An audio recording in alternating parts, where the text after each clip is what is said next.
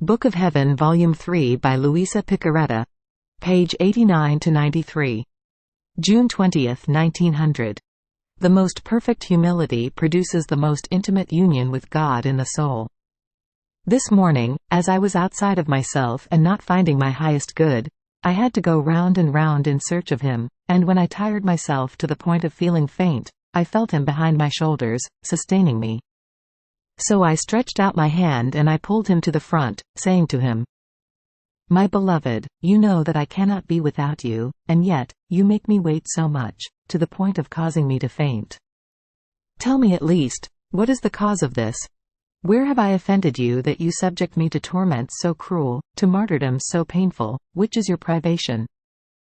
And Jesus, interrupting my speaking, told me, my daughter, do not add more torment to my heart which is embittered to the summit, finding itself in a continuous fight because of the violences that everyone does to me continuously.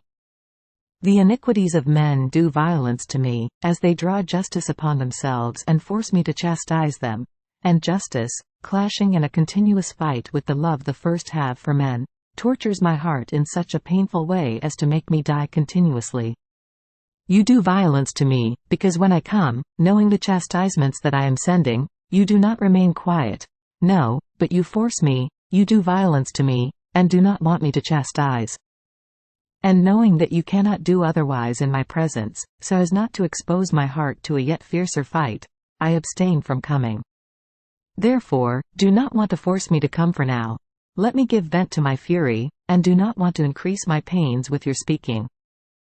As for the rest, I do not want you to think about it, because the most perfect, the most sublime humility is that of losing every reason and of not discoursing on why and how, but of undoing oneself in one's own nothingness.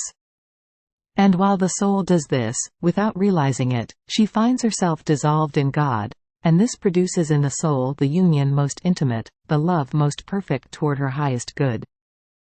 This, however, to the greatest advantage of the soul, because in losing her own reason, she acquires divine reason, and in losing every discoursing about herself, whether she is cold or warm, whether the things that happen to her are favorable or adverse, she will be interested in and will acquire a language fully celestial and divine. In addition to this, humility produces a garment of safety in the soul, in such a way that, wrapped in this garment of safety, the soul remains in the most profound calm, embellishing all of herself in order to be pleasing to her dearest and beloved Jesus. Who can say how surprised I was left by this speaking of his? I had not a word to answer him. Then, after a little while, he disappeared and I found myself inside myself, calm, yes, but afflicted to the summit. First, because of the afflictions and the fights which my dear Jesus was in, and then, out of fear that he might not come. Who would be able to endure? How will I be able to bear myself because of his absence? Ah, Lord, give me the strength to bear this martyrdom so hard, so unbearable for my poor soul. After all, say whatever you want, but I will not neglect any means. I will try all ways, I will use all stratagems to draw you to come. June 24, 1900. The cross is the nourishment of humility. After going through a few days of privation, at the most, a few shadows and flashes, I felt all of my powers asleep, in such a way that I myself could not understand what was happening in my interior. In this sleepiness, only one pain was awake in my interior, and it was the fact that it seemed it had happened to me as to one who, while sleeping, loses his sight or is deprived of all his riches. The miserable one can neither grieve, nor defend himself, nor use some means to free himself of his misfortunes. Poor one, in what a pitiful state he finds himself. But what is the cause of it? His sleep. Because if he had been awake, he would certainly have known how to defend himself well from his misfortunes. Such is my miserable state, it is not given to me even to let out a moan, a sigh, or to shed one tear, because I have lost sight of the one who is all my love, all my good, and who forms all my contentment. It seems that in order not to make me grieve from his privation, he made me fall asleep and left me. Ah, Lord, wake me up yourself, that I may see my miseries, and know at least of what I am being deprived. Now, while I was in this state, From within my interior I heard blessed Jesus moaning continuously.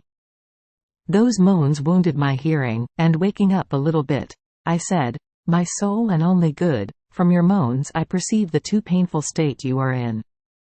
This happens because you want to suffer alone and do not want to let me share in your pains. Even more, so as not to have me in your company, you made me fall asleep and you left me without letting me understand anything anymore. I understand where all this comes from. It is so that you may be more free in chastising. But, oh please, have compassion on me, for I am blind without you, and on yourself, for it is always good in all circumstances to have someone who would keep you company, relieve you, and somehow break your fury. In fact, now you are determined and you send chastisements, but when you see your images perish from misery, you will let out more moans than now, and maybe you will say to me, 'Ah, if you had tried harder to placate me, if you had taken the pains of creatures upon yourself, I would not see my own members so tormented.' Isn't it true, my most patient Jesus? Oh please, relieve yourself a little bit, and let me suffer in your place."